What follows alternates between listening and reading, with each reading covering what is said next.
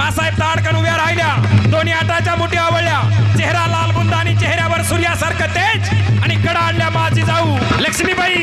सांगते माझे डोहाळे ऐका, मला वाटतं जिरीटोप परिधान करावा, या अंगामध्ये चिलखत घालावं, लखलखती शमशेर म्यान करावी, वाघावर बसावं, टाच मारून मांड ठोकावी त्या घोड्यावर आणि आया बहिणीच्या अब्रूवर हात टाकणाराची कत्तल करावी, खांडोळी करावी त्याची.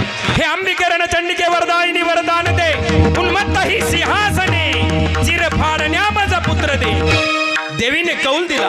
19 फेब्रुवारी 1630 या महाराष्ट्राच्या मुशीत आणि जिजाऊंच्या कुशीत